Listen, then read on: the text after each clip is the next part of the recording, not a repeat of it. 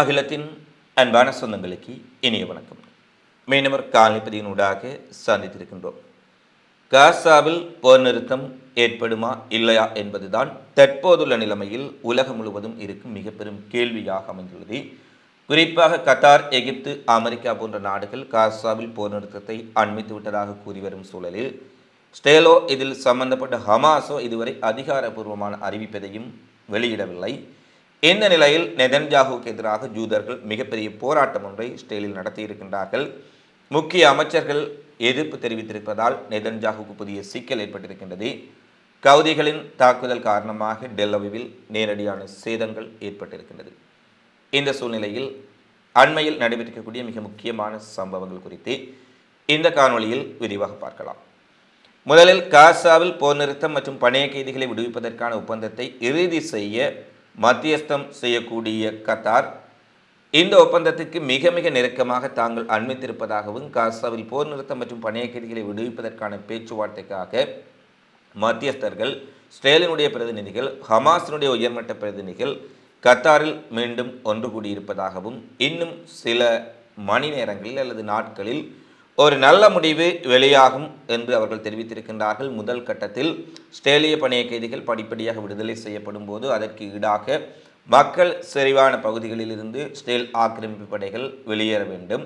அதே போல ஸ்டேல் பணைய கைதிகளின் உடைய விகிதாசாரத்துக்கேற்ப பாலஸ்தீன பணைய கைதிகளும் விடுதலை செய்யப்பட வேண்டும் என்ற கோரிக்கைகள் ஏற்றுக்கொள்ளப்பட்டிருக்கின்றன.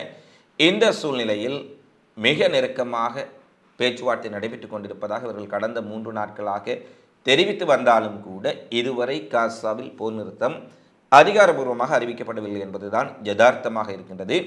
இந்த நிலையில் ஸ்டேலும் ஹமாஸும் காசா போர் நிறுத்த ஒப்பந்தத்தில் கையெழுத்திட நடவடிக்கை எடுத்துள்ள சூழ்நிலையில் நெதன்யாகுவுக்கு எதிராகவும் டொனால்ட் ட்ரம்புக்கு எதிராகவும் ஸ்டேலுக்குள் பாரிய போராட்டங்கள் வெடித்திருக்கின்றன.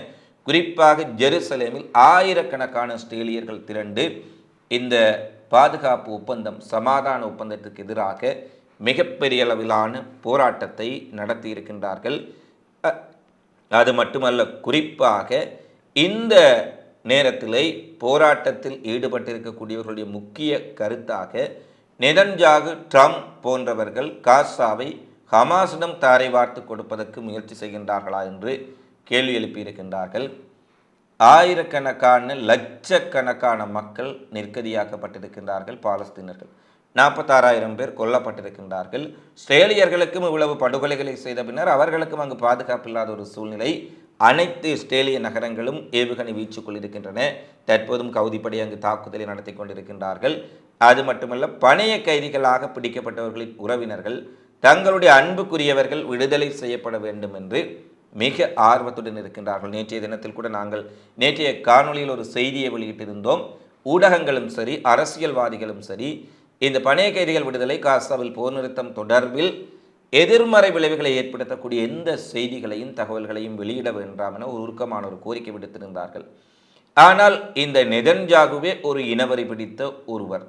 குறிப்பாக பாலஸ்தீன மக்களை மிகப்பெரிய அளவு படுகொலை செய்திருக்கக்கூடிய சர்வதேச குற்றவியல் நீதிமன்றத்தினால் தேடப்படக்கூடிய நபராக, கைது செய்ய பிடியாணை பிறப்பிக்கப்பட்ட ஒருவராக காணப்படும் சூழலில் நெதன்யாகுவை விட இனவரை பிடித்தவர்களும் ஸ்டேலுக்குள் இருக்கின்றார்கள் என்பதை இந்த போராட்டம் தெள்ள தெளிவாக காட்டுகின்றது. நெதன்யாகு இந்த ஒப்பந்தத்தில் கையெழுத்திட வேண்டாம் என தெரிவித்து அவர்கள் மிகப்பெரிய போராட்டம் ஜெருசலேமில் நடத்தியிருக்கின்றார்கள். ஒருபுறம் பணைய கைதிகளினுடைய உறவினர்கள் 1 வருடத்தை 365 நாட்களை கடந்து அங்கே தங்களுடைய உறவினர்களின் விடுதலைக்காக சமாதான ஒப்பந்தம் செய்யுங்கள் என போராடி கொண்டிருக்கின்றார்கள். உருக்கமான கோரிக்கையை முன்வைத்திருக்கின்றார்கள். மறுபுறம் எந்தவித பாதிப்பும் இல்லாமல் இந்த பாலஸ்தீன இஸ்ரேலிய யுத்தத்தை மட்டும் மூலதனமாக வைத்து அரசியல் செய்யக்கூடிய அல்லது வியாபாரம் செய்யக்கூடிய ஒரு கூட்டம் எல்லா நாடுகளிலும் இருப்பார்கள். அவர்கள் இதில் எந்தவிதமான நேரடி இழப்புகளையும் சந்திக்க மாட்டார்கள். தங்களுடைய வீட்டு பிள்ளைகள் அதில் போரில் இறந்திருக்க மாட்டார்கள். அல்லது தாங்கள் நேரடியான எந்த பாதிப்புகளையும் சந்திக்காமல் வேண்டுமென்றே ஒரு இனவாதத்தை தூண்டி அதில் அரசியல் செய்வார்கள். இதில் இலங்கை உட்பட பல நாடுகளில் இவற்றை நாங்கள் பார்த்திருக்கின்றோம். அதே போன்றதொரு கூட்டம்தான் ஸ்டேல் ஜெருசலேமிலும் நெதன்யாகுவுக்கு எதிராக ஹமாஸுடன் ஒப்பந்தம் செய்யக்கூடாது என ட்ரம்ப் நெதன்யாகுவுக்கு எதிராக மிகப்பெரிய போராட்டத்தை நடத்தியிருக்கின்றார்கள். இந்த போராட்டம் இத்தகைய தாக்கத்தை ஏற்படுத்தும் என்பது ஒருபுறம் இருக்க, ஸ்டேலின் உடைய வலதுசாரி இனவெறி அமைச்சர்கள் சிமோரிச் மற்றும் பென்கவிர் போன்றவர்களும் இந்த ஒப்பந்தம் செய்து கொண்டால் தாங்கள் ஆட்சியிலிருந்து விலகப் போவதான ஒரு அறிவிப்பை நெதன்யாகுவுக்கு கொடுத்திருக்கின்றார்கள்.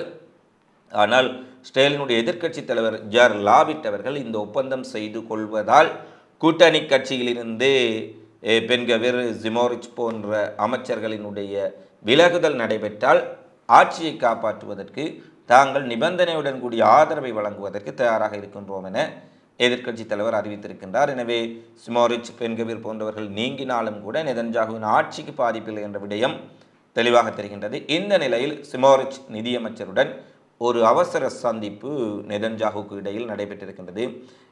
பாதுகாப்பு அமைச்சர் பென்னி கான்ஸுக்கு முன்னிலையில் இந்த சந்திப்பு நெதன்யாகு மற்றும் சிமோரிச் இடையே ஒரு மிக முக்கியமான சந்திப்பு இடம்பெற்று தற்போது முடிவடைந்திருப்பதாக செய்திகள் வெளியாக இருக்கின்றது. இந்த சந்திப்பில் என்ன விடயங்கள் பேசப்பட்டன, இதில் இவர்களுக்கிடையில் சமரசம் ஏற்பட்டதா என்ற விடயங்கள் இன்னமும் தெளிவுபடுத்தப்படவில்லை. இருந்த போதிலும் இவர்கள் இந்த போர் நிறுத்தத்தை தீவிரமாக எதிர்க்கக்கூடிய ஒரு தரப்பினராக இருக்கின்றார்கள் என்பது திட்ட தெளிவாக தெரிகின்றது.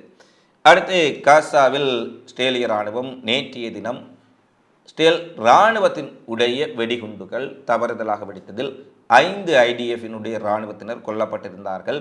குறிப்பாக ஸ்டேல் இராணுவம் காசாவில் வீசுவதற்காக கொண்டு சென்ற வெடிகுண்டு தவறுதலாக ஸ்டேல் இராணுவத்தினுடைய கூடாரத்துக்குள்ளேயே வெடித்து சிதறியதில் 5 துருப்புக்கள் உயிரிழந்திருந்தார்கள். இந்த நிலையில் இன்றைய தினம் இன்று மேற்கு கரையிலும் 3 ஸ்டேல் இராணுவத்தினர் காயமடைந்திருக்கின்றார்கள். கவச வாகனம் சென்றபோது சாலையோரமாக குண்டு வெடித்ததன் விளைவாக இந்த காயங்கள் ஏற்பட்டன என்று தெரிவிக்கப்படுகின்றது.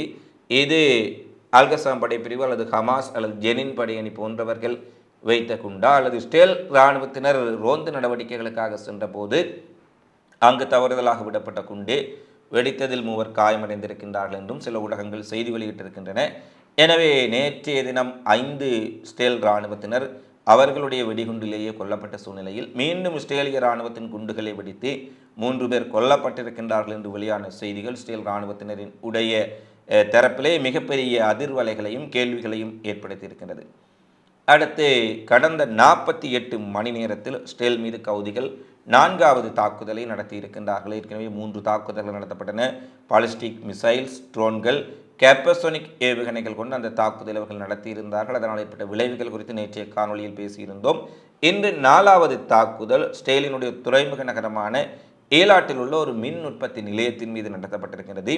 இறக்கைகள் கொண்ட அதிநவீன ஏவுகணைகள் மூலம் மற்றும் ட்ரோன்கள் மூலம் ஏலாட் துறைமுக நகரம் மீதும் தலைநகர் டெல்லவிவ் மீதும் நடத்தப்பட்ட தாக்குதலில் ஏலாட்டில் மின் உற்பத்தி நிலையம் மீதான தாக்குதல் துல்லியமாக இலக்கை தாக்கியிருப்பதாகவும் மின் உற்பத்தி நிலையம் பாரிய அளவில் சேதமடைந்திருப்பதாகவும் கவுதிப்படை தெரிவித்திருக்கின்றார்கள். டெல்லவிவ் அருகே நடத்தப்பட்ட தாக்குதல்களை தாம் இடைமறித்திருப்பதாக IDF கூறியிருக்கின்றார்கள்.